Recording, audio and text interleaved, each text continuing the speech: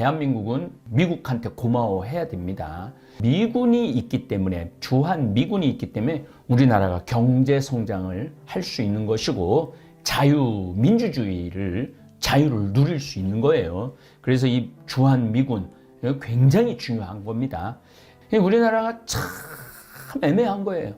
군사적으로는 미국에 의존해야 되고 경제적으로는 중국에 의존해야 되고 굉장히 주변 정세가 어려운 정세죠. 그래서 우리는 죽으나 사나 똘똘 뭉쳐야 됩니다. 그런데 이번 선거가 완전 양분화가 돼갖고 반으로 갈라져 있어요. 그래서 제가 걱정스러운 거 그거예요. 패자는 승복을 할 수밖에 없어요. 또 승자는 패자를 끌어안고 나라가 서로 어떻게 해서든지 서로 마음을 합하여, 지금 우리는 국민의힘하고 더불어민주당하고의 싸움이 아니에요. 우리나라는 지금 일본, 북한, 중국, 러시아, 미국 사이에 껴있는 나라라는 거 우리 다볼사이버 교우들 잘 아시고 세계 정세, 우리나라 정세를 이렇게 잘 이해하시면 좋을 것 같습니다. 어쨌든 미국은 이렇게 항공모함 하나로도 전 세계를 움직일 수 있는 키를 갖고 있다는 거 여러분들 이해하시면 미국에 대한 이해가 훨씬 쉬워지실 겁니다.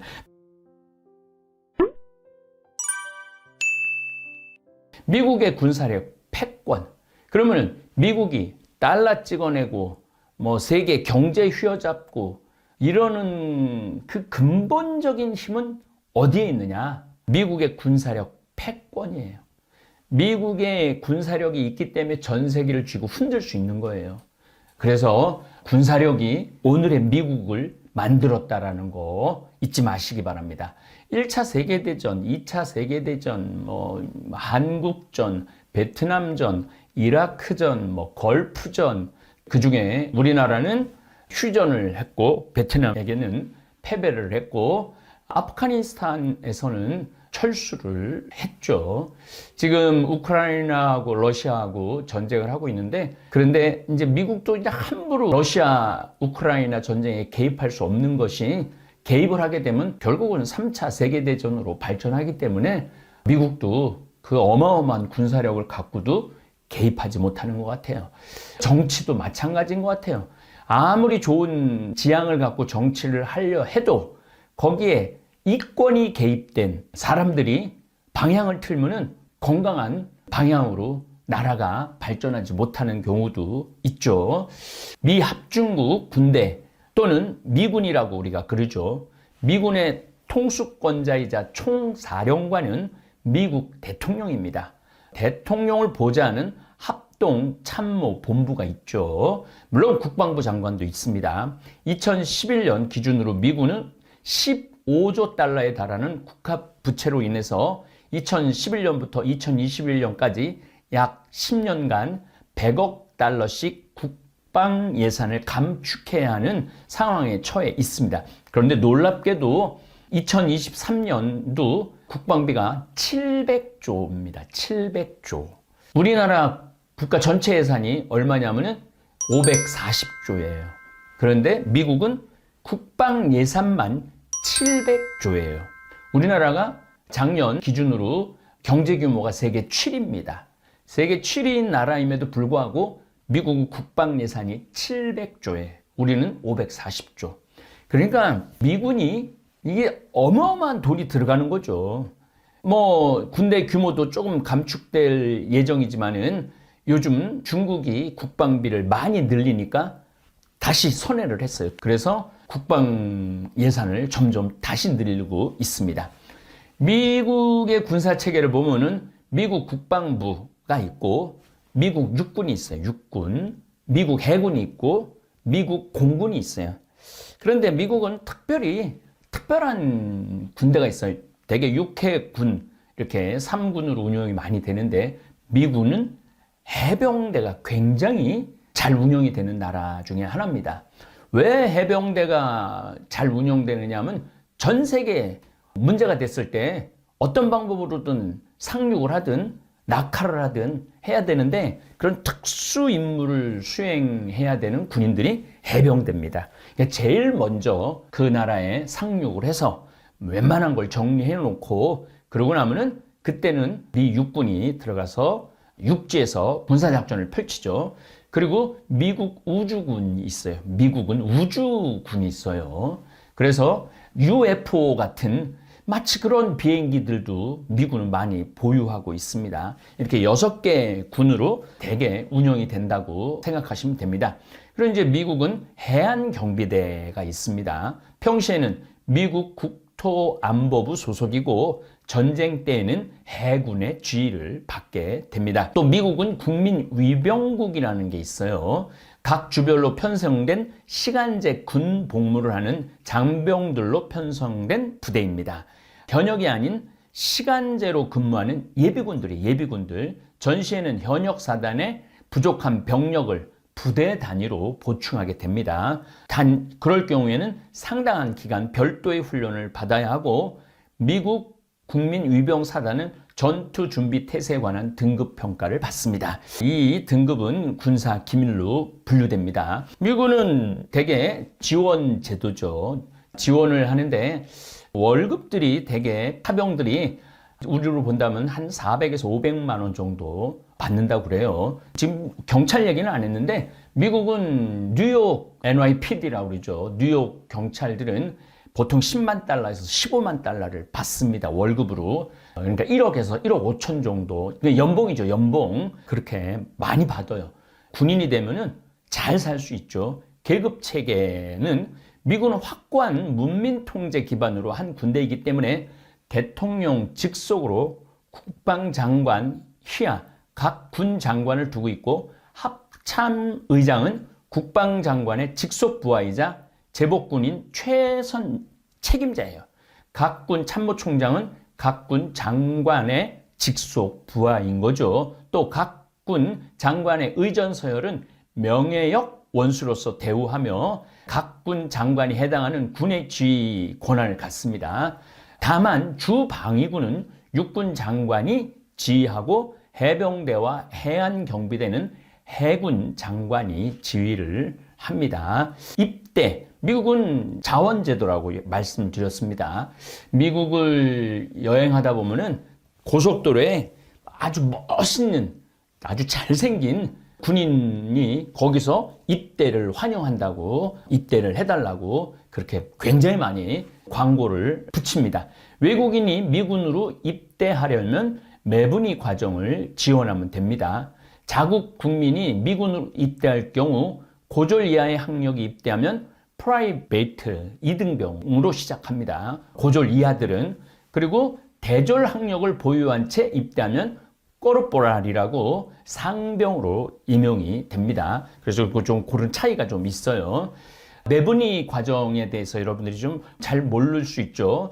매분위 과정은 뭐 의사라든지 특이한 어떤 석박사 과정을 가지면서 군에 도움을 줄 수 있는 그런 사람들이 지원을 하면은 바로 시민권을, 미군에 지원을 하면 시민권을 줍니다. 그러니까 보통 사람들은 외국인으로서 미군에 지원하기가 쉽지 않죠. 미국 장교가 되는 과정은 다음과 같습니다. 웨스트포인트와 그 유명한 웨스트포인트 육군 사관학교죠.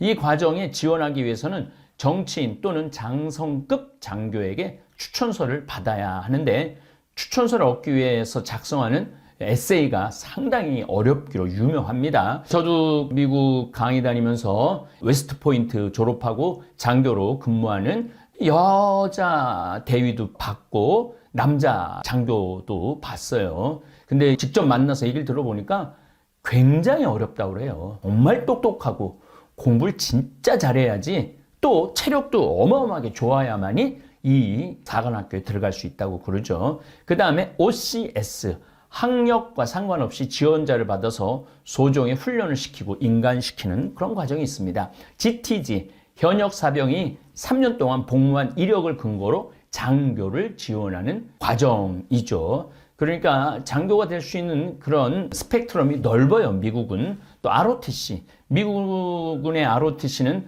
대한민국의 ROTC와 달리 소수만 현역으로 복무하고 나머지 인원은 소위 인강과 동시에 예비역으로 전역을 합니다. 미국의 ROTC들은 학비를 다 내주죠. 학비를 다 내주고 용돈도 줍니다. 용돈도 제가 세크라멘토에 강의 갔을 때 아주 마음에 드는 젊은 친구인데 치과를 다녔어요. 그 친구가 그러더라. 한 달에 200만 원인가? 의대 학비 다 국가에서 내주고 한 달에 200만 원인가 용돈 나온다고 그러더라고요. 그러니까 미국이 연 예산이 700조가 되는 거죠. 자, 지금부터 아주 중요한 내용입니다. 미국이 방위를 전담하는 나라가 있어요.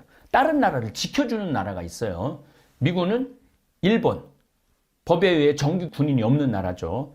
그라나다, 괌, 푸에르토리코, 북마리아나 제도, 미국령 버진 아일랜드, 미국령 사모아, 웨이크 섬, 노바사 섬 등 식민지 또는 군인이 없는 나라들을 방위할 의무도 있습니다. 또 대한민국, 독일 등 해당 국가의 군대가 존재하기는 하지만 국가 안보가 위협받을 가능성이 있는 여러 나라에 파견되어 해당 국가의 방위를 도와주는 역할을 합니다. 사실은 우리 대한민국은 미국한테 고마워해야 됩니다. 미군이 있기 때문에, 주한 미군이 있기 때문에 우리나라가 경제 성장을 할 수 있는 것이고 자유를 누릴 수 있는 거예요. 그래서 이 주한 미군 굉장히 중요한 겁니다. 전체 해외에 주둔 미군군은 20만 5,118명에 135개 나라에 820개 부대가 나가 있습니다. 그러니까 지금 전 세계가 한 200개 나라 정도 된다고 그러는데 그중에 135개 국가에 나가 있는 거예요, 미군이. 그러니까 전 세계를 누가 지금 다스리느냐 하면은 미국이 다스리는 거죠. 미국의 미군이. 동아시아 태평양 주둔 미군군은 8만 4천 명. 우리나라를 포함한 거예요. 유럽 주둔 미군군은 8만 명. 이 숫자만 봐도 미국이 유럽을 더 중요시 여기느냐, 태평양을 더 중요시 여기느냐가 결정이 되죠. 4천 명이 더 많은 거니까. 4천 명이 뭐가 많으냐 그러는데 미군은 한 명 한 명이 굉장한 군대라고 생각하면 돼요. 별도 신속 배치군은 47,391명입니다. 2006년에 주한미군의 일부가 신속 배치군으로 전환 가능하도록 합의를 한 거죠. 그래서 조금씩 미군이 조금씩 철수를 하고 있습니다. 우리나라에서 지금은 한 3만 명 정도 주한미군이 있는데 더 이상 철수 안 했으면 좋겠어요. 중국하고 러시아가 어떻게 될 줄 모르고 또 북한이라는 나라는 체제가 아주 불안정한 체제죠. 그렇기 때문에 미군이 우리나라에 주둔해 있는 것이 현실적으로 우리에게 도움이 됩니다. 각 국가들의 대사관은 미국의 영토로 간주됩니다. 대사관은 미국의 영토로 간주하고 미 해병대가 경비하고 있습니다. 한국의 미국 대사관은 외부 경비는 의무경찰, 상설경비, 중대대원들이 경비를 하고 있습니다. 자, 북아메리카, 중남아메리카, 미국 본토를 얘기합니다. 북부사령부, 미국 콜로라도, 피터슨 공군기지가 있고 미국은 상비군 총 121만 9,995명, 2011년 기준입니다. 이제 조금 더 줄어들었을 거예요. 조금 감축을 좀 해나가고 있으니까. 예비군은 108만 2,718명이 있습니다. 민간인, 군무원들, 의사들, 또 법적인 군무원들은 1,126명이 있습니다. 캐나다에는 미국이 143명 가 있습니다. 그린란드에는 138명이 가 있습니다. 자, 중남아메리카 남부사령부는 미국 플로리다 마이애미 가 있죠. 쿠바 관타나모, 여기 유명하죠. 관타나모는 2,306명이 가 있고 푸에르토리코는 769명이 가 있어요. 온두라스는 412명이 가 있고 콜롬비아는 125명이 가 있고 에콰도르는 13명이 가 있습니다. 제가 왜 이 군인 숫자까지 굳이 여러분들한테 말씀드리는 이유는 하여튼 전 세계 어디든 미군이 가 있어요. 그 한 명이 군대에 해당한다고 봐야 돼. 한 명이 미국의 군대. 그래서 전 세계에 어떤 정치 성향, 군인들이 내전 성향 이런 것들을 다 컨트롤하는 거죠. 아프리카, 대서양, 동쪽, 인도양, 서쪽, 서남아시아. 중부사령부는 미국 플로리다주 템파에 소재하고 있어요. 지부티에 2,400명, 케냐에 1,531명, 바레인에 1,389명, 사우디아라비아에 274명, 카타르에 158명, 아랍에미리트에 87명, 이집트에 29명, 세인트 헬레나에 10명, 쿠웨이트에 10명, 오만에 10명 가 있습니다. 유럽, 구동독을 포함한 동구권 국가에는 미군이 없지만 폴란드와 루마니아 등 러시아, 벨로루시, 우크라이나와 국경을 접한 나라에 미사일과 미사일 방어 시스템 배치를 추진하고 있죠. 러시아는 벨로루시아, 우크라이나 외에 카자흐스탄과 관세 동맹을 추진, 과거 소련의 영향력을 증대시키려고도 했었는데 우크라이나가 나토, 유럽 방위연합에 가입하려고 그러니까 그거는 안 돼. 그래갖고 지금 전쟁 중에 있죠. 아이슬란드에는 군대가 없는 대신 해안 경비대가 가 있습니다. 영국과 어업 전쟁인 대구 전쟁, 청어하고 대구를 확보하는 전쟁에서 미군은 활약을 했고 3차 모두 아이슬란드가 이깁니다. 지금도 고작 군인이 4,000명밖에 되지 않지만 미국이라는 나라가 뒤에서 지켜준 거죠. 그래서 전 세계를 관장하는 게 미국이라는 거죠.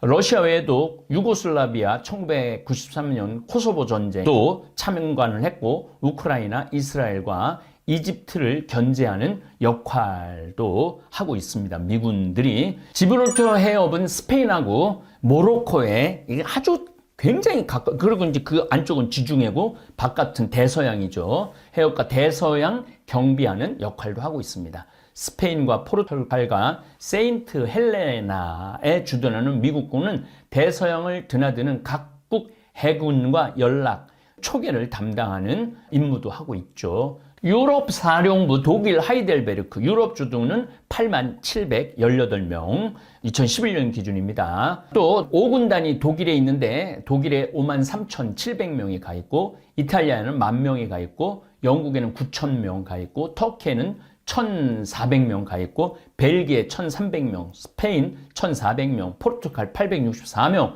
네덜란드 541명, 그리스 341명, 노르웨이 80명, 덴마크 25명, 헝가리 19명, 체코 10명.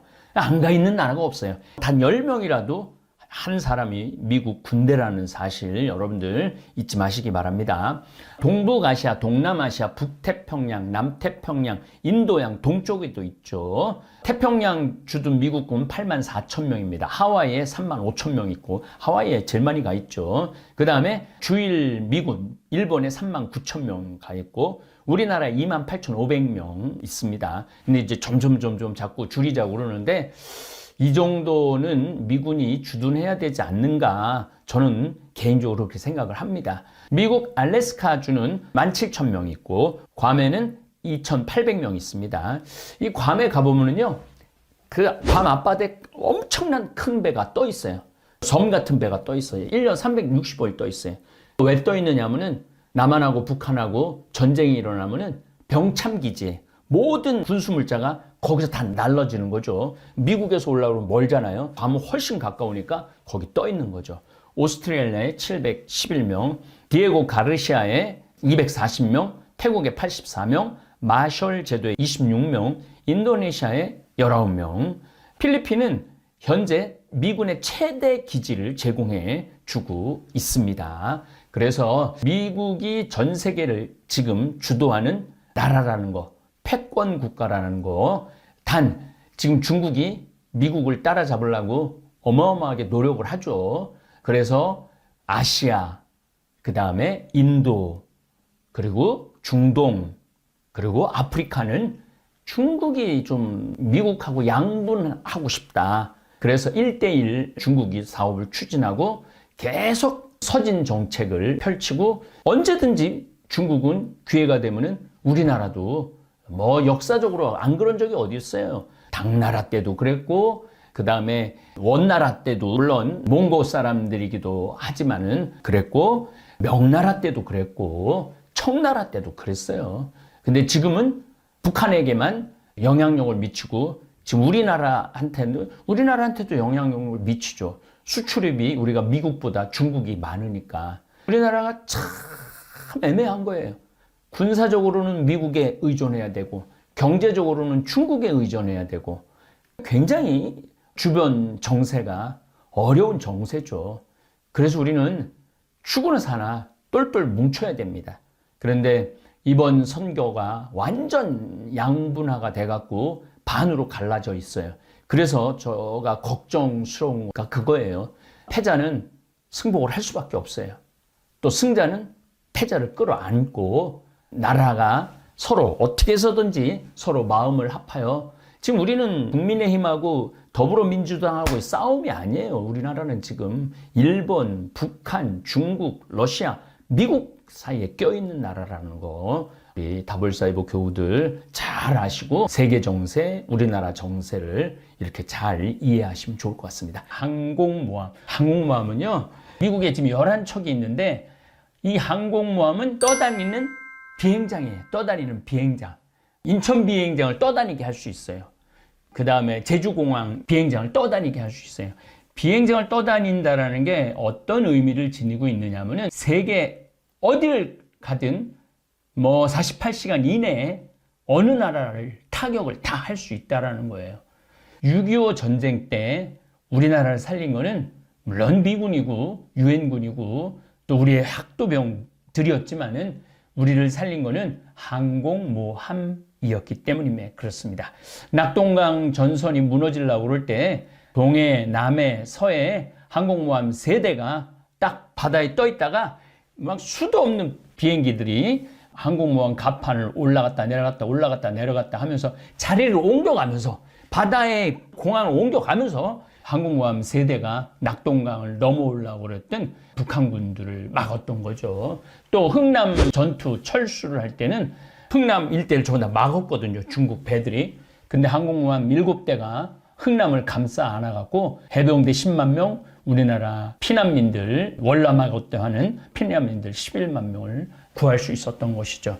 항공모함은 현대 전쟁의 승패를 가르는 키입니다. 키. 그런데 그 항공모함을 제대로 지금 운영하고 있는 나라는 전 세계에서 미국이 유일합니다. 그래서 우리나라에도 항공모함 훈련할 때 보면은 가끔 1대가 들어온다, 2대가 들어온다, 3대가 들어올 때까지가 있었어요. 항공모함이 만약에 우리나라 부산에 동해상에 3대가 항공모함이 들어왔다. 만약에 그 3대가 마음을 먹고 정밀 타격을 하면은 뭐 숨어있는 벙커버스터, 숨어있는 벙커 안에 있는 수뇌부들, 그 다음에 레이더 기지들, 그 다음에 유류 저장 탱크들, 이게 순식간에 그냥 싹 쏟아부을 수가 있는 파워를 가지고 있는 게 항공모함입니다. 굉장히 무서운 무기죠. 항공기를 탑재하고 발재시키는 함선, 초계함, 구축함, 전함, 지금 미국에서는 니미츠급 항공모함 10척을 운용하고 있어요. 니미츠라는 거는 2차 세계대전에 탁월한 미국 해군 제독 이름입니다.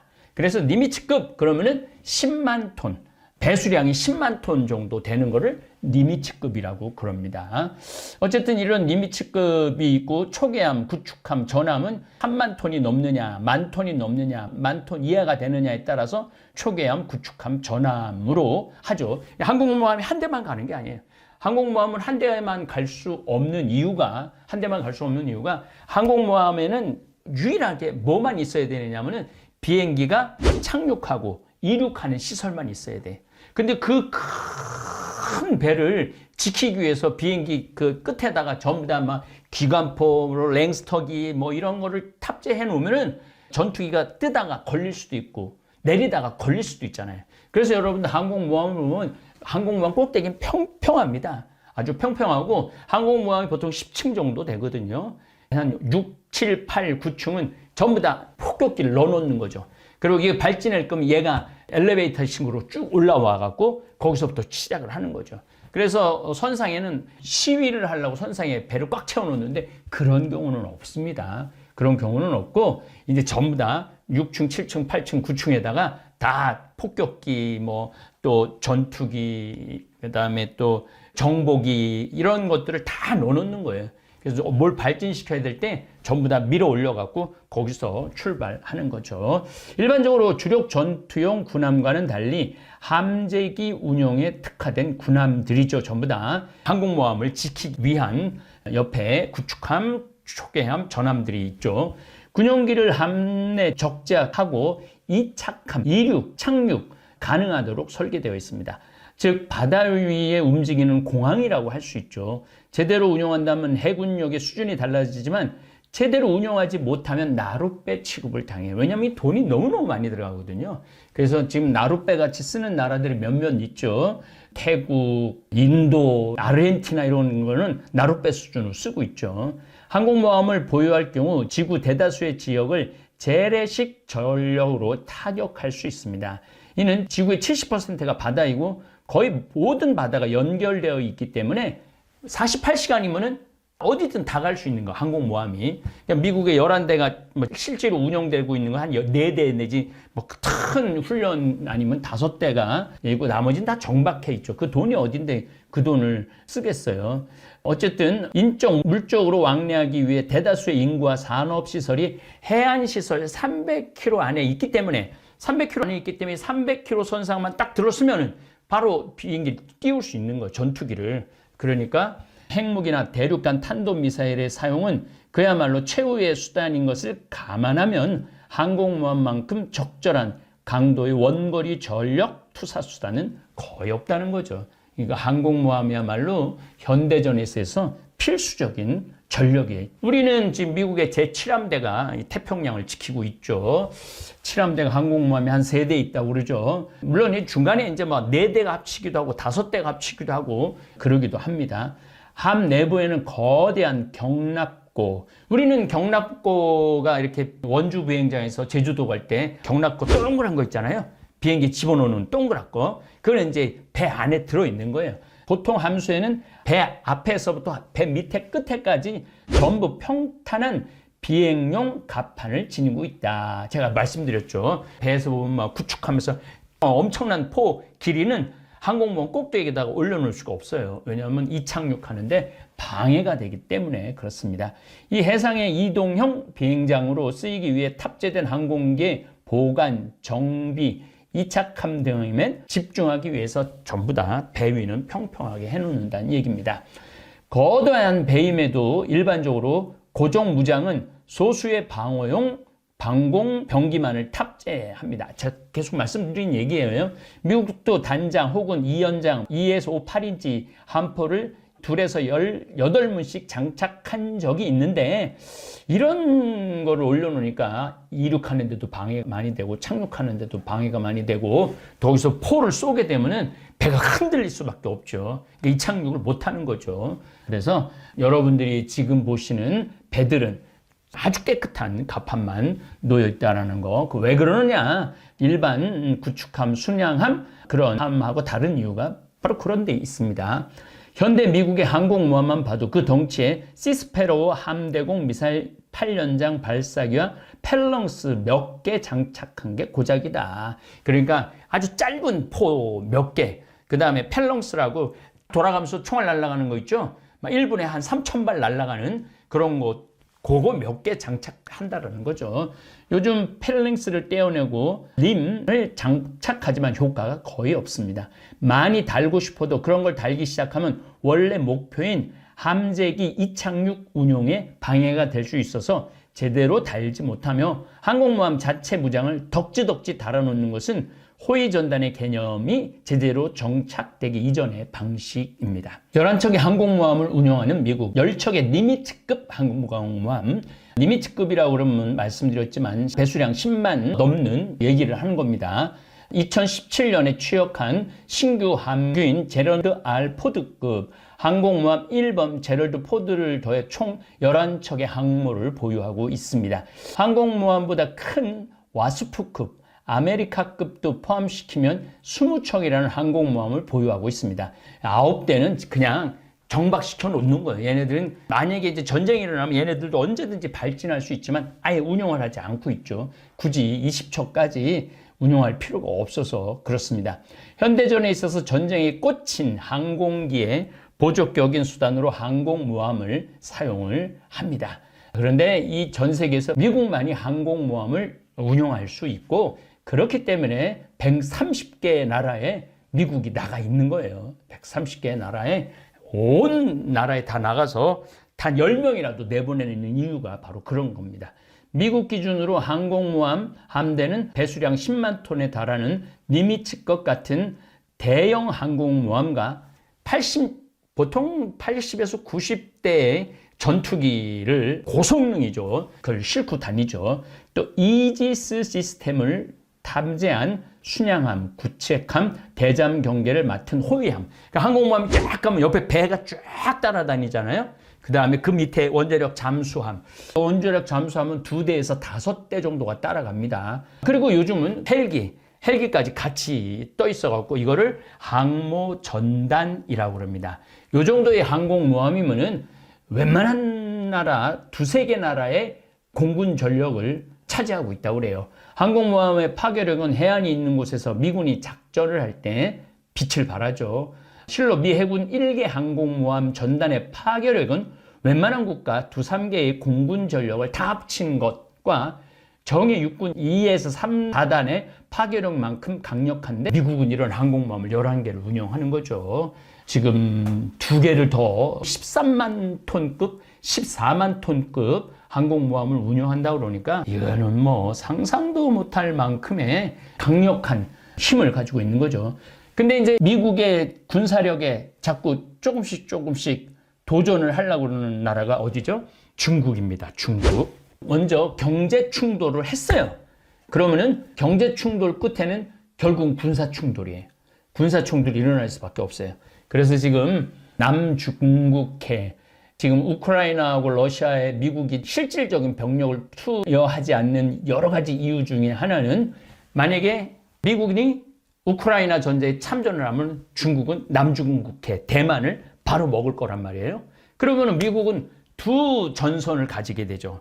하나는 러시아, 우크라이나 전선, 러시아하고 만나고 하나는 중국, 미국하고 만나게 되죠. 지금 함부로 끼어들지 못하고 그냥 소리로만 계속 지르는 거죠. 그러나 실질적으로 양 전선을 미국이 운영을 한다 하더라도 미국이 이깁니다. 국가 군인을 갖고 있는 나라가 한 134개 나라 정도 되는데 그 나라하고 미국 한 나라하고 싸워도 미국이 이깁니다. 미국을 이길 수 있는 나라는 없죠. 어쨌든 지금 중국은 2대 경항공모함, 약간 작은 항공모함을 운영을 하고 2대를 지금 더 진수를 하고 있죠. 그게 앞으로 5년이 될지 10년이 될지는 모르겠지만 그때는 뭐 한번 해볼 만 하겠죠. 그 사이에 대한민국은 껴있다.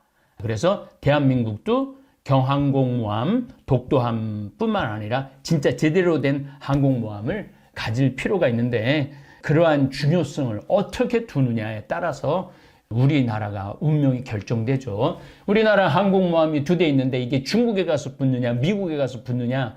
만약에 우리가 미국에 가서 붙는다 그러면 중국은 전력이 굉장히 작아질 것이죠. 근데 만약에 우리가 중국에 가서 붙는다 그러면 지역적인 이득은 얻겠지만은 경제적 이득, 군사적 이득은 얻지 못할 겁니다. 미국과 중국의 군사력 비교를 좀 보면 국방 예산은 미국이 7,160억 달러예요. 중국은 2,076억 달러. 그러니까 3배 차이가 나는 거죠. 지금도. 병력은 미국이 128만 명, 중국이 218만 명. 전차는 미국이 5,884대, 7,716대 전차. 그런데 사실은 에브럼 전차라고 그러나요? 한 대도 지금 파괴된 적이 없는 최신의 전차예요. 근데 지금 중국은 다 30년, 20년 된 전차들입니다. 이 전차는 우리나라도 전차를 참 잘 만들고 있는데 이번에도 전차들을 보면은 어떤 차이가 나느냐면은 우리나라 사정거리가 20km 포가 있어요. 북한은 최고 멀리 쏘는 게 10km의 전차 포 길이에요. 그러면은 20km 그 전차 하나는 10km 사정거리에 있는 전차하고 싸우면은 100대 1이라도 사정거리가 긴 전차가 이길 수밖에 없어요.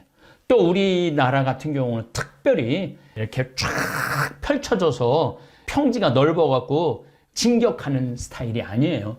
우리나라는 땅덩어리도 좋고 산이 많기 때문에 일렬로 서서 오는 형식이에요.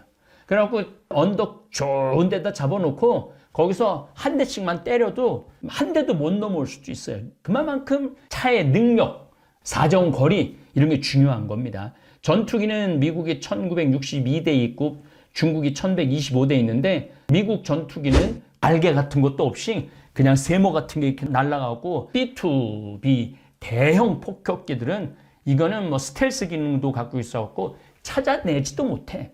어느 순간 그냥 폭탄을 쏟아붓고 가는 거죠.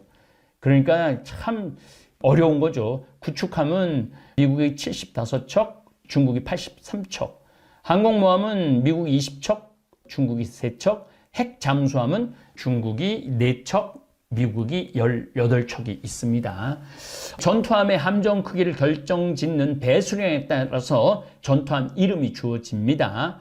대체로 10,000톤급 이상인 것을 순양함이라고 그래요. 배수량 10,000톤. 그 다음에 10,000톤급을 구축함이라고 그럽니다. 그 다음에 1,500에서 4,000톤급을 호위함이라고 그럽니다. 그 다음에 1,000톤 안팎의 초계함을 나눠요. 10,000톤 이상인 경우는 순양함. 제일 큰 배라고 보시면 되죠. 우리 천안호가 3,000톤급이었나 그런데 굉장히 큰 거예요. 3,000톤급만 해도 10,000톤은 안 보이죠. 샌디에고에 미 해군이 있어요. 해군 부대 그 근처에 이렇게 관광을 갈 수가 있었는데 항공모함이 들어와 있었어요. 안 보여요. 아래에서 위도 안 보이고 옆에서 옆도 안 보이고 안 보여요. 배가 얼마나 큰지 어마어마하게 큰 거 안에 어마어마한 군수물자가 들어있는 겁니다. 배수량이란 뭐냐면 배가 물에 뜰 적에 그 무게로 인해 밀려나가는 물량의 중량에 그 배의 중량 같은 것이어서 주로 군함의 중량을 표시하는 말이고 펌프가 물을 뽑아내는 엔진에서 물을 뽑아내는 양을 가지고 리미트급이다, 순양함급이다, 구축함급이다, 호위함급이다, 초계함급이다 이렇게 알 수 있습니다. 이전 것들은 키티호크급 항공모함, 엔터프라이즈급 항공모함이 있고 제럴드 포드급 항공모함 이 제일 큰 거예요. 차기급. 근데 기존 배수량은 10만 톤, 만재 배수량은 10만 6천 톤. 비행기 갑판 길이는 332m, 대개 333m라고 그래요. 333m면은 100m 달리기를 3번 할 수 있는 거리니까 굉장히 긴 거리죠. 길이는 317m, 그 다음에 폭은 76.8m, 선체는 40m 정도. 비행 갑판하고 이렇게 배가 이렇게 줄어들잖아요. 여기 꼭대기는 76m, 이쪽으로는 40m라는 얘기입니다. 흘수선이라는 게 뭐냐면 배가 잔잔한 물에 떠 있을 때 선체와 수면이 접하는 경계선을 흘수선이라고 그래요. 대개 11m에서 12.5m. 그러니까 한 4층 정도는 물에 잠겨 있는 거죠. 배 4층 정도는. 그러니까 이 상상이 안 가죠. 추진 방식은 원자력, 지금은 다 원자력 추진 방식을 씁니다. 기관 출력은 26만 마력, 뭐 대단한 거죠. 속도는 30노트. 요거는 시속 한 55km, 우리 한 시속 60km까지 낼 수가 있는 거죠. 승조원은 6,000명 정도 배 탈 수 있습니다. 1번 함이 니미츠는 태평양 전쟁 때의 전쟁 영웅 체스터 윌리엄 니미츠 제독의 이름을 땄고 계속 자매함들의 취역에 따르는 부분적인 개수는 있지만 전장 332, 폭 76m, 선체폭 40, 흘수선 11.3의 위용을 자랑합니다. 만재 배수량은 롱톤 기준 초기형은 97,000톤, 후기형은 106,000톤, 6,000평 넓이의 비행 갑판에서 90여 개에 달하는 고성능 전투기를 운영합니다. 이걸 다 니미츠급이라고 그럽니다. 이제 여러분들 방송 볼 때 뭐 니미츠급 무슨 함이 들어왔습니다. 그러나 한 10만 톤짜리 되고 비행기는 한 90대 싣고 다니는구나. 그렇게 아시면 됩니다. 항공모함 자체의 규모는 치과, 편의점, 헬스장, 도서관, 수영장, 제과점, PC방, 소방서, 영화관, 은행, 자체 방송국, 박물관, 심지어는 대학 학위도 딸 수 있어요. 보통 한 번 타면은 1년 안 내려오는 경우가 많거든요. 그래서 함내 전용 일간지가 발령돼 있어서 함내 곳곳에 길을 잃어버릴 때 대비해서 번지스가 벽에 붙어 있어요. 여기 몇 번지다, 몇 번지다. 그래서 이런 경우도 있다고 그래요. 길을 잃어버린 거야. 이 수병이 길을 잃어버렸고 길을 못 찾은 거야. 그래서 이 수병 찾는데 한 3개월 걸린 거야. 그래서 이 수병은 탈영병이 된 거야. 배 안에서도 탈영병이 생기는 거예요. 그러니까 배 안에서도 탈영병이 생길 정도로 배가 어마어마하게 크죠. 핵추진 항공모함, 동원역은 가압수형 원자로 2기 최대 출력이 26만 4천 마력 증기터빈 4개를 작동시켜서 4축의 프로펠러를 이용해서 최대 속도 32노트, 그래서 55km에서 시속 60km 정도. 그러니까 여러분들 10시간 달리면 600km죠. 그러니까 48시간도 안 걸려요. 하루면은 모든 항공모함은 전쟁 거기에 도달할 수 있다는 거죠. 핵 연료봉의 수명은 20년으로서 이론상 함체 자체는 20년간 쉬지 않고 움직일 수 있다는 얘기죠. 실제 항속거리는 식량과 탄약 그리고 승조원들의 정신 건강에 제한이 됩니다. 그래서 정신에 문제가 있는 사람들은 계속 바꿔주는 거죠. 아무리 크고 현대식 장비들이 모두 들어갔다 해도 결국 함선입니다. 더구나 항공모함의 경우 작전산 수개월을 바다 위에 떠 있어야 합니다. 아무리 정신력이 강인한 군인이라고 해도 몇 개월씩이나 바다에 지낸다는 것은 쉽지 않죠. 게다가 군사작전과 같은 긴장감 높은 일도 있다는 건 진짜 힘든 일이죠. 실제로 항공모함은 일반인의 생각과 달리 미 해군의 근무 기피지 중 하나입니다. 해군에서 너 항공모함에 너 이번에 제네럴호에 타게 됐어. 아, 그걸 내가 왜 타? 이런 반응이 나오는 거죠. 영예롭게 생각하지 않는다는 얘기입니다. 크고 아름다운 만큼 건조 비용도 비싼데 1번 함인 니미츠 경우에는 1975년 취역을 했는데 당시 18억 달러 들어갔다고 그래요. 로널드 레이건 이전에 초기형 니미츠급은 45억 달러가 들어갔고, 또 도널드 레이건은 62억 달러가 들어갔고, 니미츠급의 후계인 제럴드 R 포드급 항공모함은 한 척당 135억 달러가 들어가는 거예요. 135억 달러. 상상도 못할 만큼의 양이 들어가는 거죠. 신의 방파 이지스함. 항공모함을 수호하는 구축함들을 보면은 이지스함이 보통 3대에서 5대 정도 되거든요. 이지스라는 말은 신의 방패라는 뜻이에요. 이지스함은 이지스 시스템을 답찬 고성능 함정을 말합니다. 이지스 시스템은 목표물의 탐색으로부터 이를 파괴하기까지의 전 과정을 하나의 시스템에 포함시킨 최신 종합 무기 시스템입니다. 일본에 5대가 있고 우리나라가 3대가 있는 걸로 제가 알고 있어요. 이지스함은 2가지 측면에서 다른 전투함과 근본적으로 다릅니다. 위상 배열 레이더와 미사일 발사대가 그 비밀이죠. 이지스 하면은 이렇게 포가 바깥에 나와 있지 않아요. 그냥 군함인데 우리 거북선 같은 그런 느낌이죠. 이지스 시스템의 핵심은 3차원 위상 배열 레이더 스파이 1입니다. 컴퓨터 통제 방식의 스파이 1 레이더는 레이더 센서가 전후 좌우로 부착돼 사방으로 동시에 전자기방 빔을 쏩니다. 하여튼 사방 전체를 쏘는 거죠. 동시에 최고 200개의 목표를 탐지할 수 있어요. 동시에 저게 지금 배가 있구나, 저게 지금 비행기가 날아오고 있구나, 저게 미사일이 날아오고 있구나, 이걸 동시에 200개를 동시에 추적할 수 있어요. 그중 24개의 목표를 동시에 공격할 수 있어요. 24개를 딱 선정해갖고 가장 위험한 거, 가장 가까운 거, 그런 이집스를 이제 우리 대처까지 갖게 된 걸로 돼 있죠. 세척만 해도 많은 거죠. 대척만 해도. 일본은 이지스함을 더 많이 한다고 그럽니다. 이렇게 미군은 막강한 항공모함의 전력을 가지고 전 세계를 지배하고 있는 거죠. 할리우드 영화나 미국 드라마에서 뭐 국가에 좀 문제가 있으면 미국 대통령이 이렇게 말합니다. 우리 항공모함 전단은 지금 어디 있어? 라고 물어보면 그때마다 보좌하는 장군들이 지금 뭐 남태평양에 떠 있습니다. 일본 오키나와에 있습니다. 하와이에 있습니다. 뭐 이렇게 얘기를 하는 거예요. 그래? 그러면 뭐를 지금 분쟁 지역에 보내면 좋겠는가? 그럼 그건 필리핀에 있는 거기서 보내는 게 좋겠습니다. 그럼 빨리 보내. 뭐 이런 식으로 얘기를 하는 거죠. 잘 생각해보면 굉장히 무서운 얘기예요. 미국 대통령이 필요로 할 때 바로 그 시간에 엄청난 비행기를 순식간에 한 대도 아니고 90대, 100대를 2대 보내면 막 200대를 보내는 거니까 그냥 전쟁을 싹 정리하는 거죠. 그럼 지금 우크라이나 빨리 그렇게 정리하지 이거 왜 안 했느냐? 이렇게 물어볼 수 있지만은 그건 다른 문제예요. 우크라이나는 러시아를 건드리게 되면 3차 세계대전이 일어나니까 미국도 그거는 쉬운 일이 아니고 또 남중국해를 진출하려고 그러는 중국한테 문을 열어주는 그런 역할을 하기 때문이기도 합니다.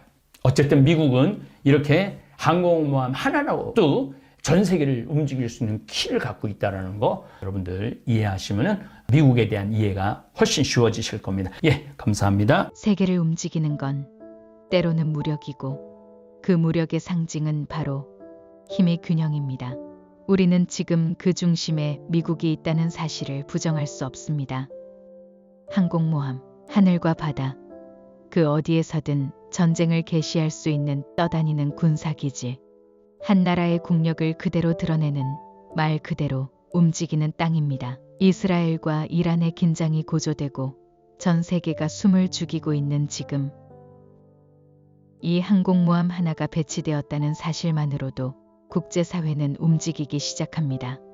그저 강력한 무기를 자랑하려는 게 아닙니다. 그 이면에는 분명히 어떤 질서와 이익, 그리고 정치적 계산이 숨어 있습니다. 우리는 이런 국제 정세 속에서 무엇을 느껴야 할까요? 나라의 힘은 어디서 나오는 걸까요? 군사력일까요? 경제력일까요? 아닙니다. 그 나라에 속한 국민이 나라를 사랑하는 마음, 바로 거기서부터 시작됩니다. 우리 대한민국도 마찬가지입니다. 외세의 힘에 휘둘리지 않기 위해 우리는 더 단단히 뿌리를 내려야 합니다. 분열이 아니라 연대와 화해, 그리고 희망이 필요합니다. 신부님 말씀처럼 세상을 움직이는 건 결국 사람입니다. 무기보다 무서운 건 깨어있는 한 사람의 정신이기 때문입니다. 오늘 우리는 이 거대한 군사력과 힘의 논리 속에서도 평화와 정의를 이야기할 수 있는 용기를 품어야 합니다. 그리고 그 첫걸음은 바로 내가 속한 이 땅을 더 깊이 사랑하는 마음일 겁니다. 오늘도 함께 해주셔서 감사합니다. 하늘에 계신 우리 아버지, 아버지의 이름이 거룩히 빛나시며 아버지의 나라가 오시며 아버지의 뜻이 하늘에서와 같이 땅에서도 이루어지소서.